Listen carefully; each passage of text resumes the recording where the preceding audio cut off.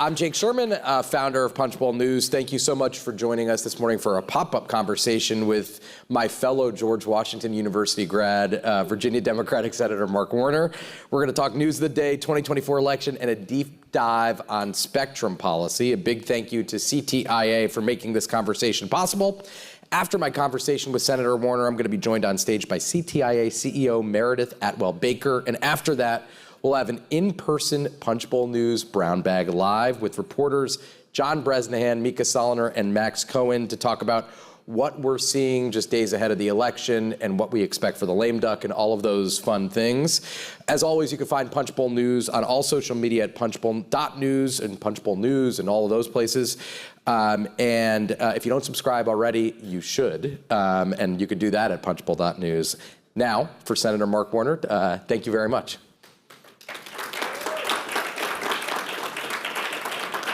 Thank you, Senator. Okay, so he's going to give us all of his predictions race by race for the House and Senate. No, That's classified? Yeah.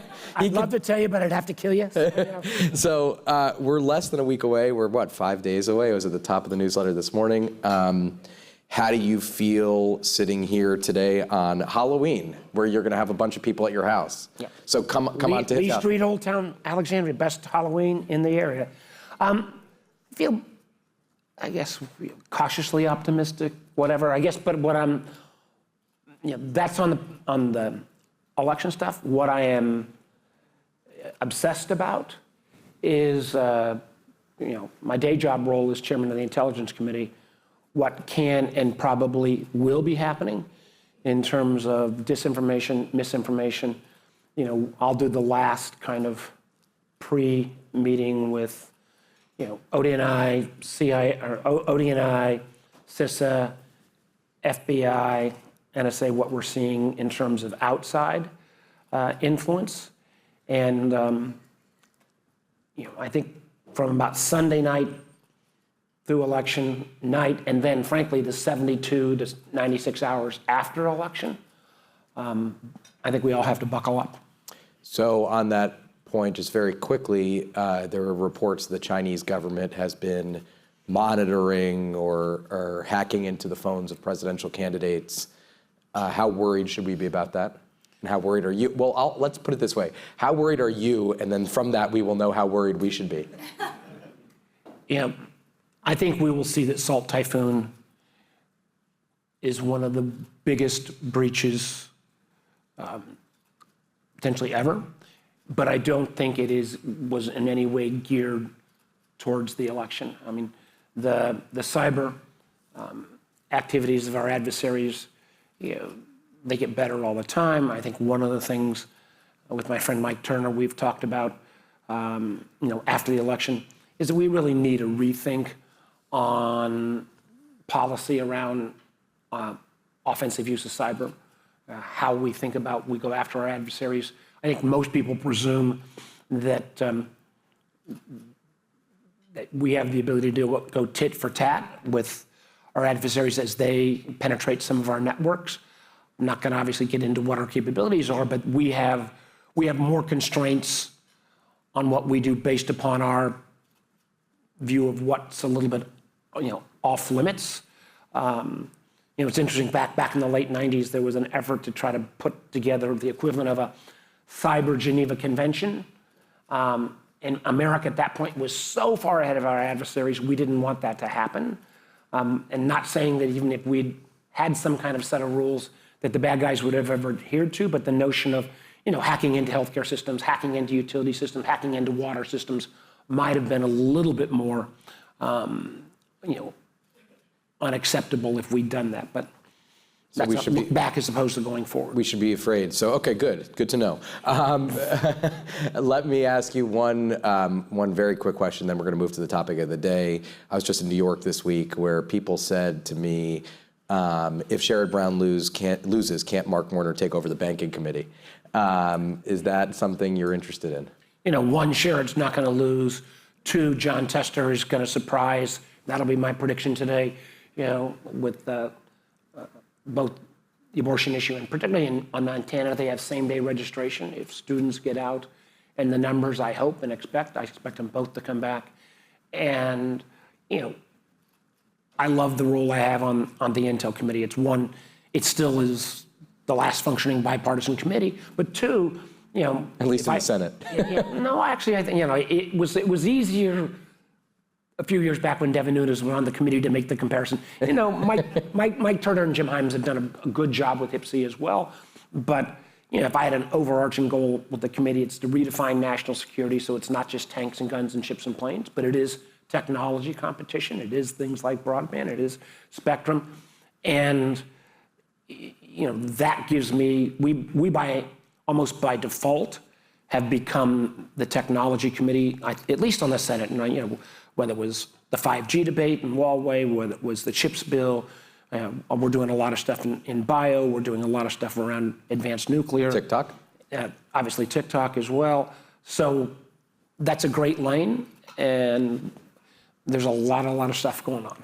Okay, now let's move into the topic of the day, spectrum policy. And it's always interesting to talk to you about this because you have the view on Intel, but in your pre-political life, this is what you did to... I made a few dollars off. I still remember back in the mid 80s, I got involved in the cell phone business in 1982. All of my law school classmates, I've been lucky enough to go to Harvard, they all went to big fancy law firms. I did politics for a little while and then failed a couple times at business. Third time was a charm, got into cell phones. To a person, my law school classmates said, Warner, go get a real job. You Who's showed gonna them, want a cell phone? Who's going to want a cell phone? You showed them. Yeah, they're still practicing law. But the irony was back in the mid 80s, the expectation of Wall Street and all the big telcos was it would take 30 years to build out a wireless network in America. And at the end of 30 years, you remember, with like 3%, 4% penetration. They were wrong, I got rich. My wife's a lawyer, maybe you give her some advice. The National Spectrum Strategy was announced earlier this year. The Biden administration announced its formal implementation of the plan. Do you support their plan, and what is your view on it? I think their plan is directionally right. We have to free up more spectrum. I remember one of the first bills I worked on when I came to the Senate, which I would have thought was a no-brainer, with then Senator Olympia Snowe, that says, let's just do a spectrum review of all the spectrum that we have, how much of it is used, and candidly, the Defense Department and the Intel community, did not want to reveal that. We need more spectrum, both from a standpoint of how we can continue to bring innovation to the marketplace, but we also need more spectrum because our spectrum is so overcrowded and we've got so many incumbent users. When we're competing, against China, they can wall off big blocks of spectrum and say, here's where we're going to go with 5G and 6G and beyond. And if we are trying to nibble a little bit here or there, that's not a good way to approach it. And again, America's secret sauce, I believe, in terms of innovation was, even if we didn't invent whether it's telecom, whether it's compute, whether it's satellite, we got to set the standards, the protocols, and all the kind of underpinnings. We are retreating from that ability to set standards, protocols, and technology areas. And spectrum is one of those areas where if there are broad swaths of spectrum that China says, this is where we're going to do 5G or beyond, the rest of the world will follow them and won't follow us because ours is such a hodgepodge of spectrum distribution. Let's talk about spectrum auction reauthorization. It's been over a year since it expired. I assume you think it needs to be reauthorized. Yep. And that's something that we oftentimes see lumped in a year-end package or done in NDAA or something like that. How do you move those conversations forward? Well, there's two different approaches. And Maria Cantwell's got a bill, Ted Cruz has got a bill. I think somewhere between the two, one says, let's study certain areas where, again, you're going to have some pushback from DOD and the IC. Ted Cruz's bill is more, you guys go find X amount of spectrum and let's put it out for auction. We need more spectrum. We need more spectrum ability to be auctioned off. We've got things like rip and place, where we were so slow at making the case that Huawei was a national security concern that now we've got to spend taxpayer dollars to rip out the equipment. We've got to finish that. We do have to push things that, again, those of us on the government side are reluctant to do, and that's shared spectrum use. So I think there should be a way between the Cruz and Cantwell approach, and the House has actually had a little more unified approach, but we need to get this done. We need this for industry. We need this, again, as we think about next generation, not to nerd out entirely, No, we're for nerding out. We're good at that. but, as we move beyond 5G, as we move to kind of O-RAN, more software-based systems rather than hardware-based systems, that will kind of open up the opportunity for a lot of American and our allied companies. These are more where our strengths are.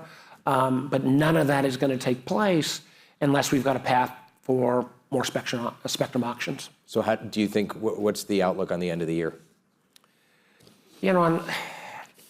It feels like both sides are kind of, set in place, but never underestimate the ability of magic to happen as we get close to the holidays. As we get close to Thanksgiving and Christmas.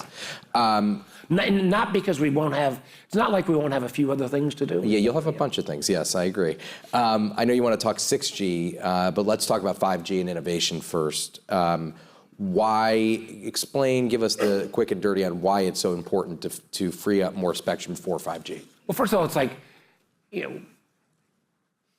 in wireless, we've always had these battles between us and the Europeans in terms of which standard would end up being used. For the nerds in the room, I'm still old enough to remember the CDMA, TDMA battles. We generally came to some level of agreement. What also happened during that period was we don't have any American providers anymore. We've got good companies like Ericsson and Nokia. They don't have the level of government support because their nation states don't have the resources. Samsung's a player, but suddenly, emerging not out of nowhere came Huawei and ZTE, and Huawei's pretty good equipment, and pretty good equipment that's given away almost for free with subsidies from the Chinese government. The challenge is, and it took us too long to demonstrate, that if you've got a software upgrade on a virtually daily basis, the ability to kind of put in malware or have that back door creates a national security risk. And again, one of the reasons why we have to rip out this equipment, and many of our European friends are going through the same iteration. If we move with more spectrum, but also kind of move to more providers, and there are great new American radio providers like Mavenir that hopefully we'll see some activity going in the Middle East. One of the things I've been, before we even get to 6G, is an advocate for what's called O-RAN, Open Radio Access Networks. This is where you move away from a more hardware-based system to a more software-based systems. We have lots of American companies that can compete in that, frankly, lots of European and other Asian companies that can compete against the kind of stack approach that Huawei or ZTE has. And this is a knife fight, literally country by country. And when we're going against the enormous subsidies the Chinese provide, it's a challenge. One of the reasons, again, as we were talking, before we came up, some of the iterations that are going on below the radar screen in the Middle East, as the Emiratis, the Saudis, the other states in that region say, hey, they want to change their nation's economies and make them more technology-based. They want to be leaders in AI. They want to buy our GPUs. This comes back to telecom and spectrum as well, because part of that transition means we need to urge them to get rid of some of their old Huawei equipment and help us as we try to push back against what China's had as a fairly free ride for the last number of years in terms of selling their equipment. And nation state after nation state is starting to realize, Huawei comes with huge security risks. And so let's talk about 6G. I mean, give us, what impact would that have, and broadly and also on the end user? Well, part of it will be speed. Part of it will also just be, continued technology, sometimes that we can't even fully imagine. The ability to, think about next generation AI tools on your phone real time you're going to need to continue to progress to make, candidly, more data, more information flow on a quicker basis, and you can go into lots of compression and things while you get more stuff onto the spectrum, but you just need more of it. I mean, this is beachfront property. They are not making more spectrum. So how do we free up more of ours? And that will mean those of us on the government side, we don't want to undermine our national security areas. And some of the areas where we've had debate, there's some pretty damn important stuff that we do on the IC or DoD side.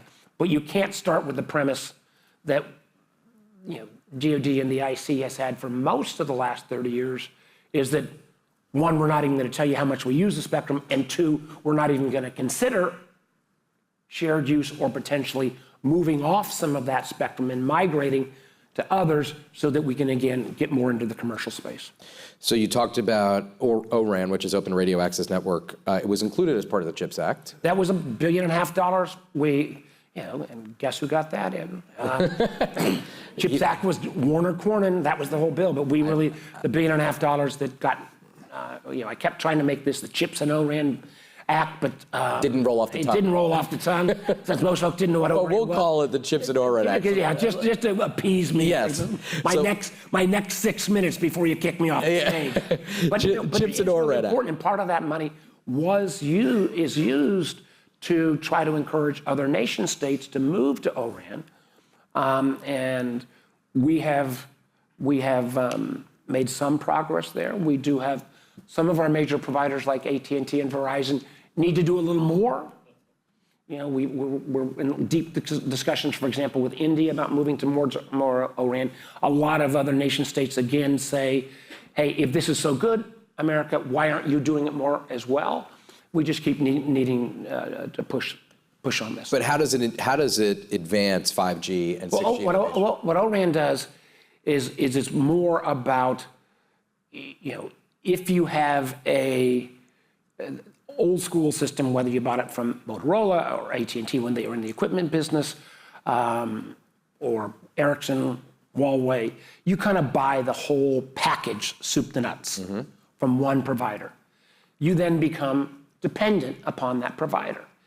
If you have a software-based system, you have less of the switching done and the guts coming to a core and more done on what's called the edge of the system.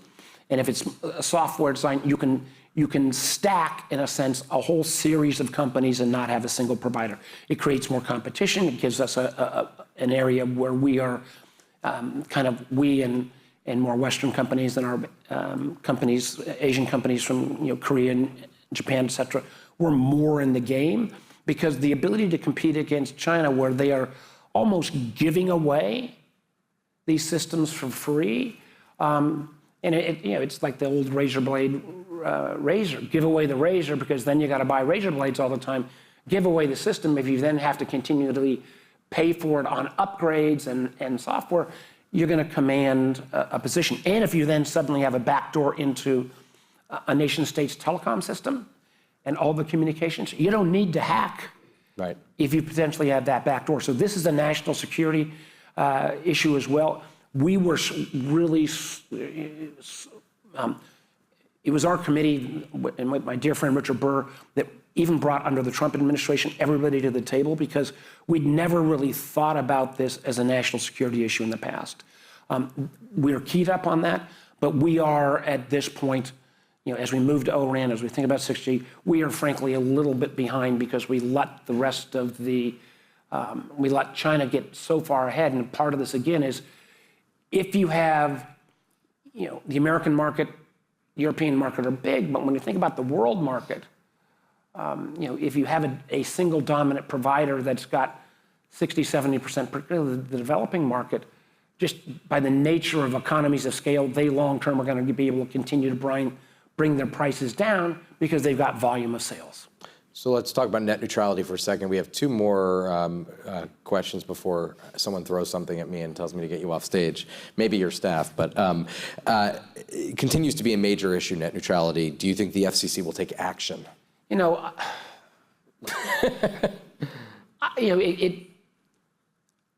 I think we reached a level of equilibrium here where on both sides, oh my God, the world is going to end if we don't deal with this. I think we're in a pretty good shape. Now, I've always, as somebody who wants to have more content providers out there, I get the fact that we shouldn't be slowing down one set of content providers versus another.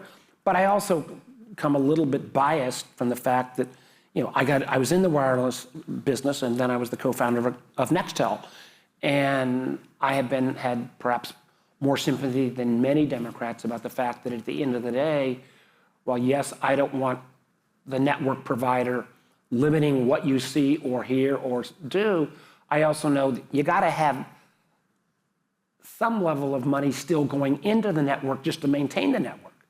And ironically, some of the largest tech companies in the world who kind of want unlimited use of spectrum without necessarily fully paying for that, that's not going to give us the kind of robust networks we need. And the kind of doomsday that was at one level or another predicted by both sides of the argument, I don't think have come to pass. So let's talk about the, very quickly before we have to let you go, the Affordable Connectivity Program, something we've written a lot about, which it ran out of money in April 2024. This was a program that helped people get internet access, get around the country, rural areas, et cetera, urban areas as well. What is that program's future, and does it have? Well, again, some people are saying, this is where I agree with Chair Cantwell, having some of the money that come from some of the auctions to go to replenish that bucket, as well as things like rip and replace, makes sense. Again, I think there are ways to get us toward an affordability plan that makes sense. We do need to continue these subsidies. But I come back to the basic point that with the money that we got for broadband in the last, there was $10 billion in the last Trump COVID package. We got some more in the American Rescue Plan, and then we got the $65 billion in the infrastructure bill. If we don't get 97, 98% of all Americans with high-speed, affordable broadband within the next couple of years, it will be failure of execution, not lack of money. We have enough money in the pipeline. Where if I could go roll the clock back, one of the things that we should have done, and I think we could still do because there's so much money still kind of in the pipeline, is to have set aside a bit of those dollars for, frankly, just support for things like the Park Service and otherwise.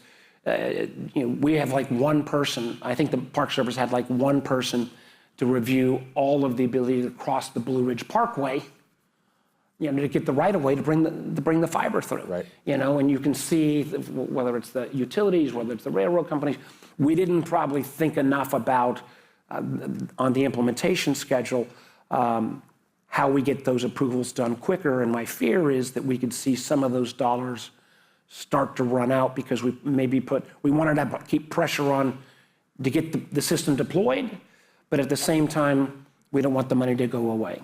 Senator Mark Warner, happy Halloween, and thank you very much. Appreciate it. Thank you. And now I'd like to welcome Meredith Atwell-Baker, President and CTO of CTIA, to the stage for a fireside chat.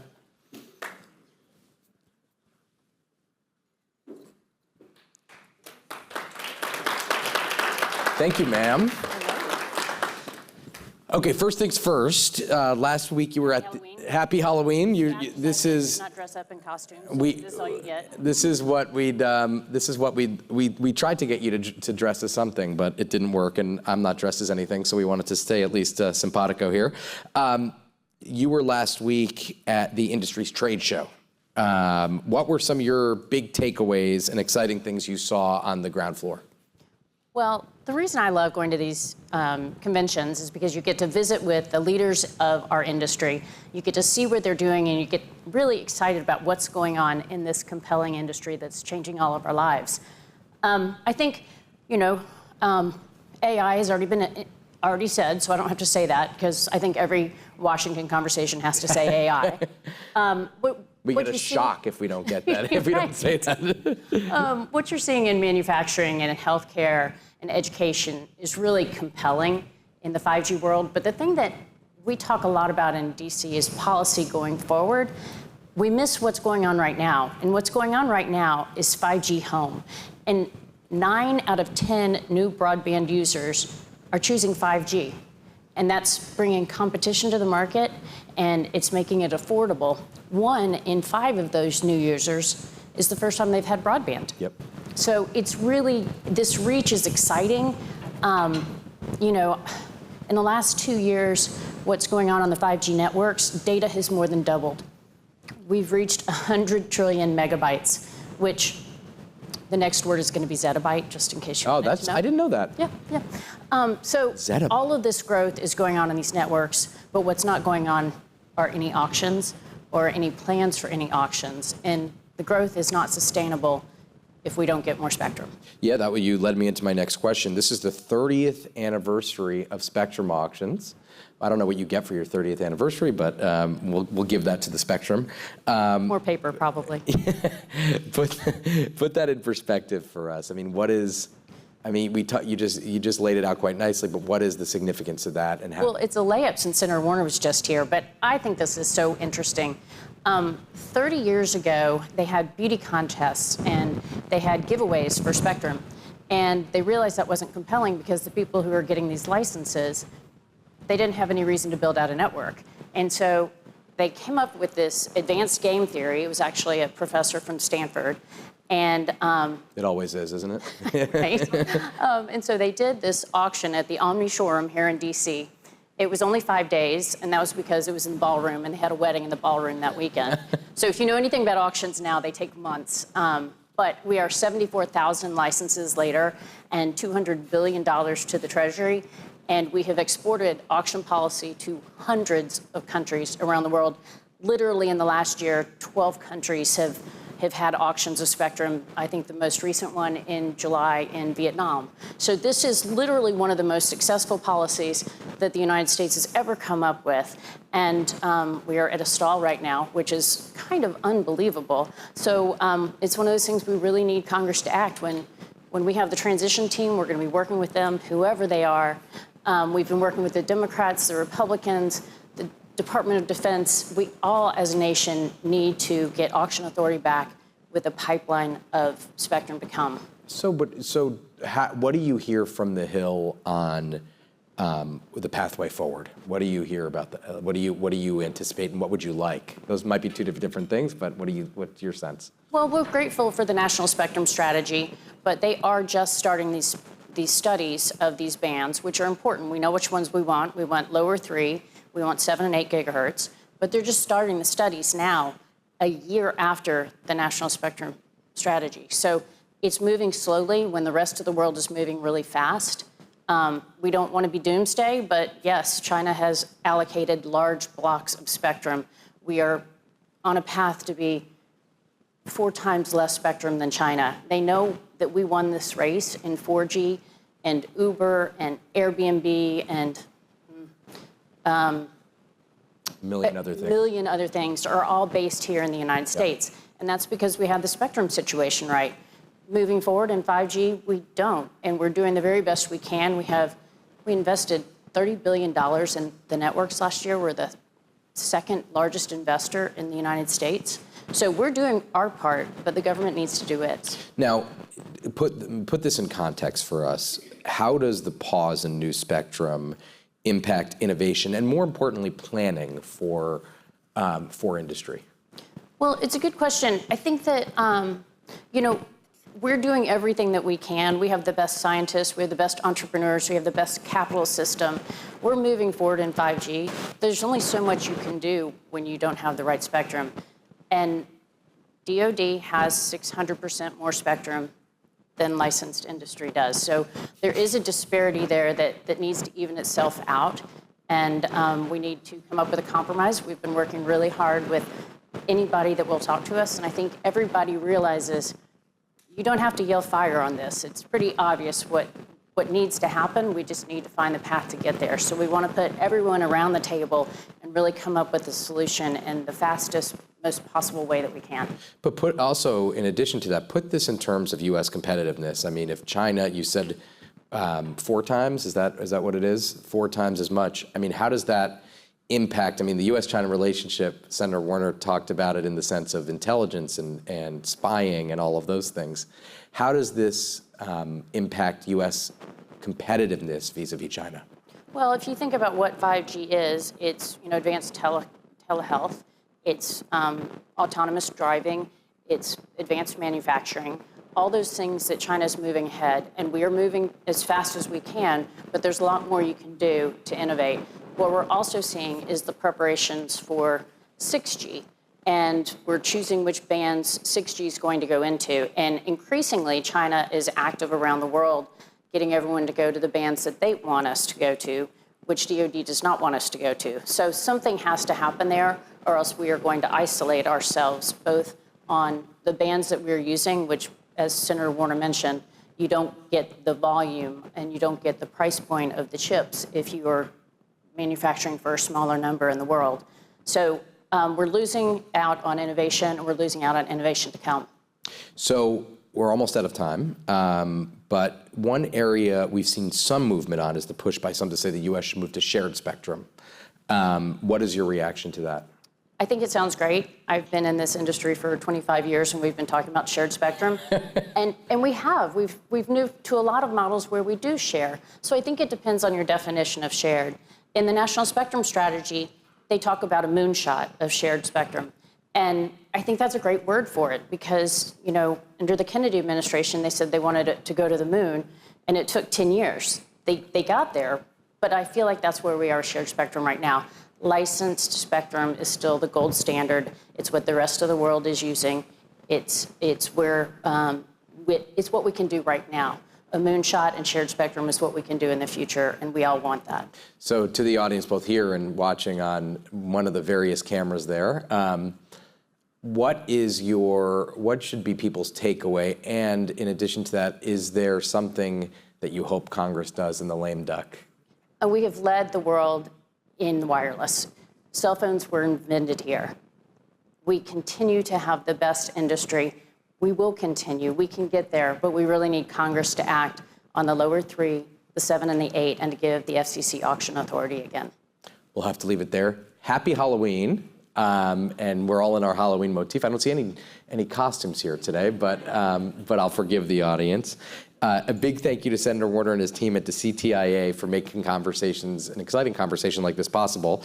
We're going to do a quick stage refresh, and then we're going to bring up our reporters for a live brown bag lunch, which I hope everyone will stay and listen to. Thank you. Thank you very much.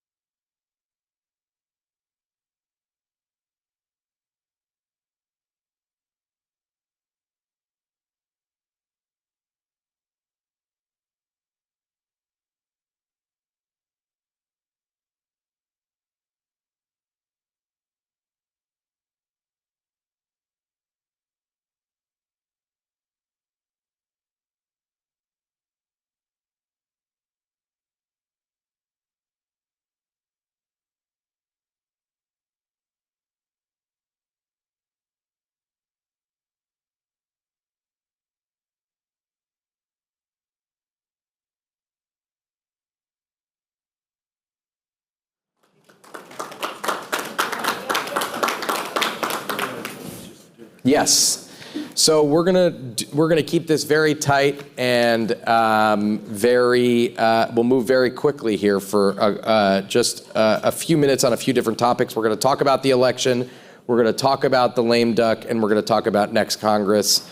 We'll start with you, Brez. Brez, where are we on the election? Without making predictions that you'll inevitably be wrong about, where do you see things going? Presidential, I think, is just, it's a jump ball right at this point. I think everybody's pretty clear. Harris is doing her end of the campaign sprint. Trump is doing the same thing. I think it's just, a jump ball. I just saw a post, the Washington Post released a Michigan poll, had, Trump up in registered voters, but Harris up in likely voters. That's where it is. It's just so close. The Midwest is the battleground.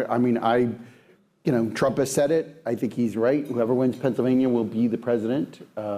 It's neck and neck right there. It's, she's going to be up there, I believe, Friday or. Yeah, she's in, I think, Arizona, Nevada today, and then Arizona, yeah, right. So, and I think believes she's doing an event on Monday in Philadelphia also, or Pennsylvania, yeah. So, it's right there. Now, the battle for the Senate, despite what Senator Warner said, I think it's pretty clear Republicans are going to have the Senate. It's really a matter of how many seats they have. Can they beat Sherrod Brown in Ohio? They seem to think he's done. I'm not sure. It's so close. You guys have been out there. It's very, very close. The House, I think right now, if you talk to folks, I think the Democrats feel like they have the upper hand there. They by a very slim. By a very slim. So, we could end up with a split government again. Very likely to be a split government at some point, divided government, and so we'll see what that means for the next Congress. So, Max, and I'm going to just go down the line here. Are there any races in the House or Senate where we will be surprised? And if so, what are those races? Great question. I think you look at 2 Iowa races, which are currently held by Republicans. I'm looking at the 1st district and the 3rd district. That's Marionette Miller Meeks and Zach Nunn. Those are 2 somewhat center-right House Republicans. Democrats at the beginning of this cycle did not think they could play in those races, but now they're very much on the map. They're both rated as toss-ups by the Cook Political Report with Amy Walter. And if Democrats can win there, then they're going to win the House. The reason those seats are in play for a big part is abortion. Iowa passed a pretty restrictive 6-week abortion ban in the past couple years, and there's been a kind of revolt nationwide among suburban college-educated voters on this issue of abortion rights. Those 2 races will show whether it's a really big deal in states where Democrats have not won statewide in a long time, but in these kind of more swingy suburban districts. We'll see if that plays.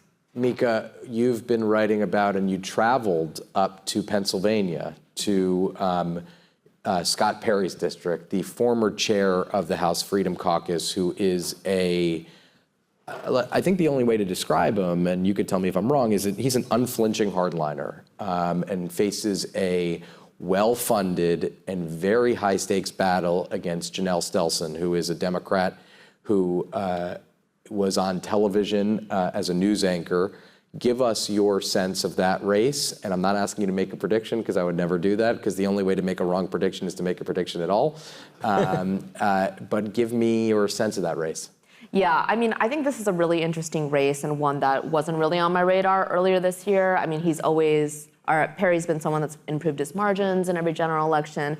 But I think what's interesting is seeing just kind of, voters are, maybe exhausted by some of the extreme wing of the Republican Party. And we're seeing this not just in his race and other races down ballot. Anna Paulina Luna in Florida. Yep. Even Eli Crane, a very safe red seat, has moved to, I think, lead Republican. The Cook Political Report put that out last week. But Perry's race is very interesting because he's running against a challenger, Janelle Stelson, who has a very high name ID in the district. And I think that's the thing that is... What happens when you're on television for years. Yes, yeah. Exactly. So that's, I think, going to be her biggest advantage point, is that people know who she is. She's running as a moderate. She's been attacking him on not just his ties to the Jan 6 Capitol riot, but also some of his votes against veterans and some of these key issues. So she's running a very much like a New Dem type campaign. So we'll see what happens here, but he's also, as you mentioned, not changing any of his positions. Since I agree with Brez, and I think everybody agrees that the Senate's a foregone conclusion, but I think it's important to mention, and this is less of a question than a comment, but no matter what, for the next 10 years, we're going to see, Brez, narrow margins in the House, not in perpetuity, but like if you talk to Hakeem Jeffries, which you did, and Mike Johnson, who I've talked to a bunch over the last couple of weeks and months, you're going to see, a 2, 3, 4, 5 seat margin, maybe 10 at some points. But that's where we are, right? Yeah. It's a long cry from the last couple of 2010, Congress, right? yeah, right. I mean, Pelosi had some big majorities when she first became Speaker. Had some significant majorities. Republicans had it. So did Boehner. Yeah. So, but I think right now with redistricting, these districts are, the battleground. The number of the number of districts that are really in play is, 40, 50. It's a small number, and the country is evenly divided. To me, as long as Trump is, on the scene, that will continue to motivate his supporters. They'll come out and vote. And then that will play, and he motivates the other side too. Yep. He changes everything. He motivates Democrats. We saw that, they lost the Senate and the House when he was president, and then they lost the White House. So, I think this is we have a generational shift in this country. We have, huge demographic trends, and I think that's just being reflected in our politics. It's just such an evenly split country, and, it just shows everywhere it is. I do think you could see, it reminds me, the last period where we saw something like this was coming out of World War II. The House changed hands multiple times. And then, into the 50s, and then it didn't for 40 years. Part of the reason was Watergate, that it shifted everything. But then you had the huge shift, the solid Democratic South became Republican, and that changed things. But I do think, you're going to need some gigantic cultural, ideological, political shift in this country. And, I don't know what brings that about, but, it's not going to be soon, yeah. Let's talk about the lame duck, which we are now rapidly approaching. It's October 31st. It's Halloween. Brez is in his Halloween costume. There it is. Just like that. But we are going to get into a period of legislating that is volatile, very high stakes. And what Anna always says is lame ducks are either super lame or super not lame. It's never in between. Let's talk first about, take a couple issues here, but talk first about government funding. I'll kick this to you, Mika and Max. Mike Johnson has said time and time again, he does not want a omnibus spending bill. He does not want to extend government funding in a big bill. This is mostly because of hardline conservatives. And then Mike Johnson has also said he wants to clear the deck and pass a government funding bill until September, so the House, that a Republican government could have a productive first 100 days. Let's just talk about that for a second. I mean, let me take this to you, Mika. But how will hardliners in the Freedom Caucus react in the lame duck if Mike Johnson tries to do a year-long spending bill? Or I guess it would be a, 10-month spending bill. I mean, I would argue that Freedom Caucus is never going to be happy with anything that leadership puts out. So he has a lot of trouble. And I feel like we have to mention also that Johnson is probably going to face his own leadership challenges. We'll get into that in a minute, yeah. So, we'll be watching what the hardliners do, but I know that they're starting to talk about it already. I think they're going to strategize more heavily after the election, but yeah, I don't think that people are going to be happy. Max, the lame duck will be largely governed, and I'll kick this to you and Brez, but will be largely governed by the results of the election.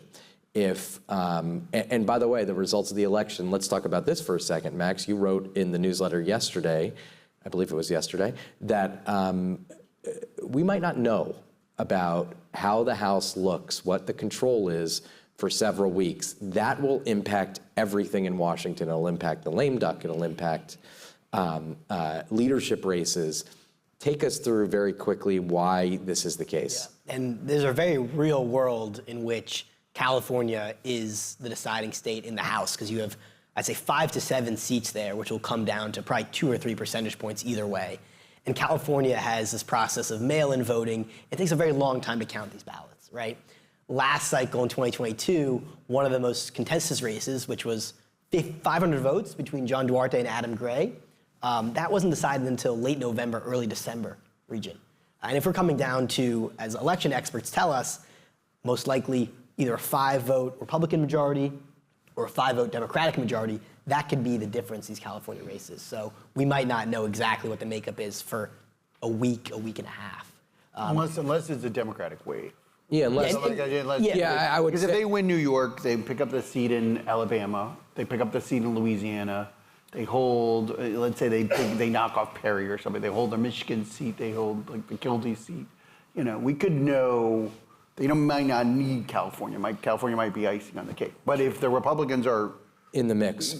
I think then California will become the deciding factor. Yeah. And that's something to watch for you guys on election night. Is there a number of Democratic incumbents who are on the East Coast of the country who we'll know pretty soon? Jared Golden in Maine, Marcy Kaptur in Ohio, Matt Cartwright in Pennsylvania. All three of those are Trump-won districts. If they survive on election night, the map becomes practically impossible for Republicans. But also that you have Mike Lawler in New York, which is But New York can take a long time to count. Yes, that's right. But they're just on the East Coast. I mean, you will have a bunch of seats, and we have Don Davis in North Carolina, and they're just a bunch of seats that'll come in through early. If they pick up more than 3 seats in New York, then it's a romp for Democrats. Then Most likely. Then, yeah. I mean, they'll probably get they'll probably win that seat. And probably Brandon Williams. and the Williams seat. But if they pick up 3 or more, then we're going to see Jeffries as speaker. Most likely. Right. Mika, you look like you wanted to jump in? No, I was just Okay. going to mention the Despacito seat as well. Yeah, okay. That's very Can I much. say something quickly, Jake? Yes, Based on please. what you and Brez were saying about the Senate, though, because I want to talk about the Senate. I disagree that it's a foregone conclusion that Republicans are in the majority. In the I think, Senate? You're giving- I think they're heavy favorites. But what we're seeing in Nebraska is something which cannot be discounted. There is no way Deb Fischer should be in this close race, but she is, according to high-quality polling. She's up 2 points over this independent Dan. So okay, so give me your. They got to give them West Virginia. You got to give them. You got to give them West Virginia and Montana. And Yeah, if Democrats win Ohio, which I think is still in play, and if Osborne shocks and wins Nebraska, And Harris wins, you're giving Democrats Pennsylvania, Michigan. And it's a stretch, Wisconsin. but it's not a foregone conclusion. Okay, so fine. So then you'd have a 50-49 with a 1-seat independent. And Osborne will caucus with Democrats, even though he says he won't, Why do you say that? because he's running against a Republican and sounds like a Democrat on union issues, on abortion rights. Yeah. Come on. Yeah, I mean, if he doesn't caucus with either of them, then he's not going to be a member of the Senate, really, because he won't have committees and he won't have anything. But I hear you on that. Okay, I'm going to get into the last topic because we are running out of time here. The next Congress, and Mika, you alluded to this, and I'm going to ask you, and I'm going to go down the line here and make predictions. If Republicans lose the House, and I don't want you to explain. I want a yes or no answer. Oh, God. If Democrats take the House, does Mike Johnson run for Minority Leader? Brez? Yeah, I think he runs, but I don't think he can win. Max? Yes, he runs. He runs, but I agree that he can't win. And who do you now that we have the baseline? I agree. I think he runs. I don't think that it's a foregone conclusion that he can't win, but let's assume that he runs. Do you think that we assume that Scalise will not run against him? No way. Hold on, and let's say how many are they in a 10? I mean, are they? I do had they get somebody their tell me, I told you the other day, or maybe it was this morning or yesterday, Brez, and I haven't told this to you guys yet, but I was talking to somebody, a campaign person, who said Republicans are either going to have like 220 seats or 212. There's not much in between, because this person was making the point that many of these seats will fall together. And we don't know that, but like the New York will. So let's work under that hypothesis. Let's say they go there at what, 221 now or 222, and they're going to go to 212. So they lost 10 seats. 10 seats. Yeah. Okay. So Scalise obviously. And Trump has lost. I don't know. Let's leave that aside. Right. Just. But I think it's a factor. Yeah. Yeah, it's a factor, but we don't know that. Let's just stick on the House for a second. Right. Jim Jordan runs against Mike Johnson, most likely. Could Jordan beat him, Mika and Max? I think it's very possible. I mean, we've covered him for a long time. I mean, he's clearly building goodwill among the GOP conference. He's going to all these people that helped, I guess, prevent him from the speakership last year during that 3-week slog. But we're also seeing Scalise do the same thing, right? He's going into these districts, helping the same people. So they're obviously both trying to build jets right now. And you know, I think that there's a lot of money going on. Also, you know, Jordan's, I guess, generous donations to the NRCC also is a big indicator of. Yeah, Jordan's number 2 on the NRCC leaderboard, but Mike Johnson, I'll be honest with you, I go back and forth. I think people will appreciate that he went to 250 plus cities in 40 states. I think he's talking a lot about that. It's kind of standard. I mean, that's what speakers do. But what is his constituency? Well, hold on. You have to think, though, who you have to think a leadership election is always about, it's not, they vote for somebody because it helps them, right? We talk about this all the time. Yes. They vote for somebody. Who would be, in this scenario, who would be the person you would see leading them back into the majority? Is it going to be Jim Jordan, or is it going to be Mike Johnson or Scalise? I think in that scenario, if Trump is out, Trump doesn't win. And we're not saying Trump is going to lose. We're not going to say, I'm not making that prediction because I don't know. But if that were the scenario, I think Jordan would probably be, he would be seen as, a fighter. He's just going to punch everybody in the face. He's the perfect minority leader, in that sense. Johnson is, not as dynamic. He's just not. As Jordan is, Jordan is a national figure, I think, in a way that Johnson maybe not. And I think that gives Jordan it. The challenge with Jordan would be, and I know we said this about Mike Johnson, and we weren't wrong. It took him a while, but he got better. He did get better. He's gotten much better, but Jim Jordan would have a tough time going into, maybe he wouldn't. I think one of the challenges would be for the people who are the Ken Griffins of the world, the Paul Singers of the world, the people who are cutting $10, $15 million checks to CLF and who are funding these races, are they going to do it for Jim Jordan? Max, you're shaking. I think we actually learned a lot about that theory when McCarthy got booted. Everyone said, how can Mike Johnson, this nobody from Shreveport, Louisiana, raise money in these rooms? And he did, because I think you say this a lot, Jake, the money follows the position. Yeah, this is a Brez line. The money follows the position. If you're a Republican not the mega person. donor, you're still going to support Republican mega money efforts. Yeah, I think that's right. And I think that we don't really, a lot of it will depend on Trump, the minority leader. A lot of it will depend on how the margin. Max, very quickly, we're very quickly running out of time here, but let's talk about Senate leadership. And as you cover a little bit of the Senate, and Mika and I cover, and Brez for the most part cover the better chamber, the House of Representatives, talk about Thune versus Cornyn. And I'm not asking you to say who's going to win, but who's going to win. Yeah, I think conventional wisdom is John Thune will be the next leader of Senate Republicans. I think Cornyn has some significant liabilities that have to do with his deal making, which is kind of a sad thing to say nowadays in Washington, because In the old days, that would be the right, strength, right? Yeah. But Thune, by the way, Thune he's voted for some things as well. Yeah, he did. voted for is different than what John Cutting Cornyn them, did on the gun bill Gun and bill isn't it? after Uvalde, and the CHIPS bill with Schumer. And he's done a number of things which I think for the hardline Republicans doesn't really appeal to them. I think John Thune is someone who has currently has broad relationships across the conference and is seen as a steady hand, someone who has now made up with Donald Trump, but also can appeal to many people. I think he's something for everyone. There's something for everyone in John Thune. And the most important thing about leadership elections is, I think, personal relationships. And you'll be hard-pressed to find people in the Senate Republican Conference who don't like John Thune. That's kind of a little bit of the Mike Johnson. No one doesn't like Thune. I do think, fairly or unfair, I think John Cornyn's a great guy. I've known Cornyn a long time now. But I think there are people in that conference who would not vote for Cornyn because of some of the bills he helped put together, which is sad. It's sad because in the old days, a deal maker would be the guy you'd want. But Mika, let me kick this over to you for one last question. Brez just said Thune is like Mike Johnson in that nobody doesn't like him. True. But that was the case when Mike Johnson ran in 2023. Yeah. Or was it 2023? 2023. Yeah. Is that still the case? You are close to these hardline folks.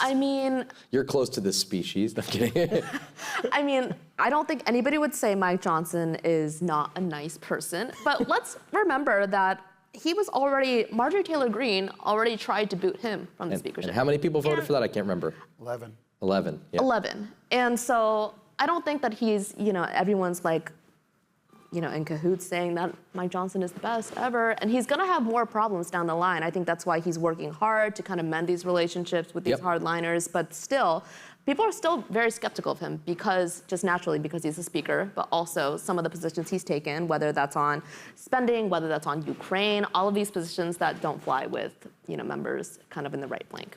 Mika, Max, Brez, thank you very much. And thank you all for being here. Appreciate it. And thanks to you watching in live stream land. We appreciate it. Have a great Halloween and a great election day.